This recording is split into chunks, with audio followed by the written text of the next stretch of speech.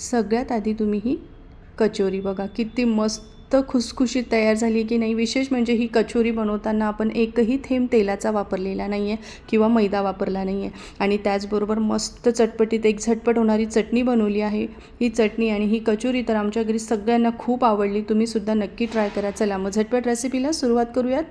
त्यासाठी बाउलमध्ये अर्धा कप गूळ घ्यायचा. यामध्ये रूम टेम्परेचरचं किंवा गरम पाणी 1 कप इतकं टाकायचं आहे. सुरुवातीला फक्त गूळ आपल्याला मेल्ट करून घ्यायचा आहे. एकीकडे गूळ मेल्ट करायला ठेवूयात, तोपर्यंत कणिक मळणार आहोत. 1 कप गव्हाचं पीठ घ्यायचं आहे.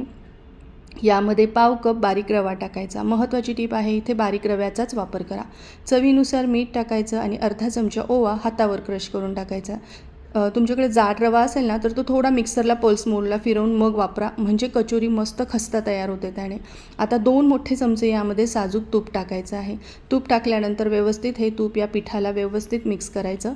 जर तुम्ही जाड रवा घेतला ना तर वरचं जे कोटिंग आहे ना कचोरीचं ते खूप जाडसर तयार होतं, त्यामुळे बारीक रवा वापरा. महत्त्वाची टीप आहे किंवा माझा अनुभव मी तुमच्याबरोबर शेअर करते आहे.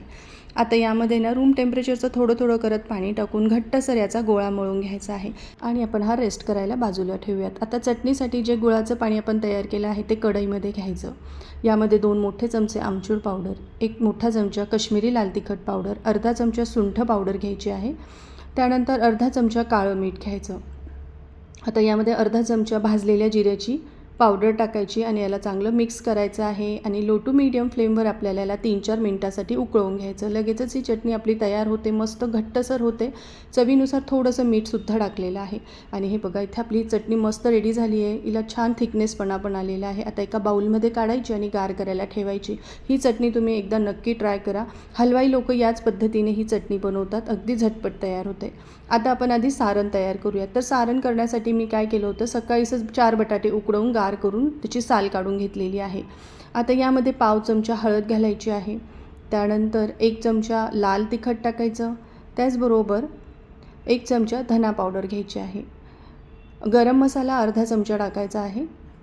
आता यामध्ये चवीनुसार मीठ टाकून घेऊयात आणि याला चांगलं एकजीव होईपर्यंत मिक्स करून घ्यायचं आहे. तर ही कचोरी करताना आपण कुठलंही एअर फ्रायर किंवा मायक्रोवेव्ह किंवा ओव्हनचा वापर केलेला नाही आहे, तरीसुद्धा मस्त खुसखुशीत तयार होतात.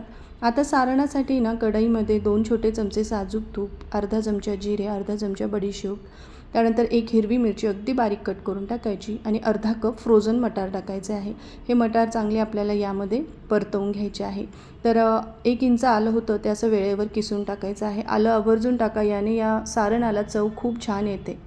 आलंसुद्धा चांगलं परतवून घ्यायचं आहे. आता आपण जो मॅश करून मसाले तयार करून घेतलेला बटाटा आहे ना तो सगळा यामध्ये टाकायचा आणि चांगला 3-4 मिनटासाठी मीडियम फ्लेमवर परतवून घ्यायचा आहे. एकदा का हा चांगला एकजीव झाला की गॅसची फ्लेम बंद करायची आणि हा मसाला एका ताटामध्ये काढून पूर्णपणे गार करून घ्यायचा आहे. आता आपण कचोरी तयार करायला घेऊयात.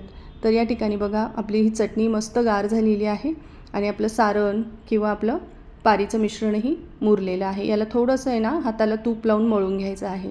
यामधून एक छोटासा गोळा घ्यायचा आणि ज्याप्रमाणे आपण मोदकाची पारी करतो, वाटी बनवतो ना, त्याचप्रमाणे हातावर याची एक वाटी बनवून घ्यायची आहे आणि यामध्ये एक छोटासा सारणाचा गोळा तयार करून ठेवायचा आहे. आणि जसं आपण मोदक क्लोज करतो किंवा पराठा क्लोज करतो बघा, त्या पद्धतीने अंगठ्याने आपल्याला हे मिश्रण आतमध्ये असं लोटत जायचं आहे आणि या गोळ्याला पूर्णपणे असं बंद करून घ्यायचं आहे मोदकाप्रमाणे. तर अतिशय खुसखुशीत होतात. तुम्ही ना आदल्या दिवशी हे सारण चटणी तयार करून ठेवली तरी चालेल. फक्त वेळेवर जर तुम्हाला ह्या अशा बिना तेलाच्या कचोऱ्या करायच्या असतील ना, फक्त पीठ मळायचं आणि तुम्ही ह्या कचोऱ्या तयार करू शकतात. या पद्धतीने बघा आपल्याला याला एक गोलाकार द्यायचा आहे. दुसरी पद्धत दाखवते. आपण हलक्या हाताने ना एक छोटीशी पुरी लाटून घ्यायची आहे या मिश्रणाची आणि मोदक करतो त्याप्रमाणे याला बंद करून घ्यायचं आहे सगळ्या बाजूने. तर या पद्धतीने ही सुद्धा आपली कचोरी तयार झालेली आहे. तर या ठिकाणी सगळ्या कचोऱ्या आपल्या मस्त रेडी झालेल्या आहे. आता या आपण भाजून घेणार आहोत. आपण या डीप फ्राय किंवा शॅलो फ्रायसुद्धा केलेल्या नाही आहे. तुम्ही बघू शकता. एक आप्पे पात्र घ्यायचं, हलकंसं ते गरम झालं की यामध्ये अगदी थोडं थोडं साजूक तूप लावायचं आणि यामध्ये आपल्या ह्या कचोऱ्या ठेवायच्या आहे आणि सगळ्या बाजूने मंद आचेवर चांगला गोल्डन रंग येईपर्यंत अलटून पलटून भाजून घ्यायच्या आहे. एवढ्या मिश्रणामध्ये साधारण 14 ते 15 कचोऱ्या तयार होतात.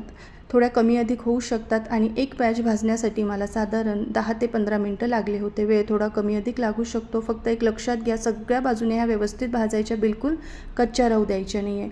राहिलेल्या कचोऱ्याही मी याच पद्धतीने भाजून घेतलेल्या आहे. तर तुम्हीसुद्धा नक्की ट्राय करा आणि यासोबत दिलेली चटणी तर नक्कीच ट्राय करा. आणि रेसिपी आवडली तर कमेंट करून सांगा आणि अजून चॅनलला सबस्क्राईब केलं नसेल तर सबस्क्राईबही करा. माझा व्हिडिओ पाहिल्याबद्दल धन्यवाद.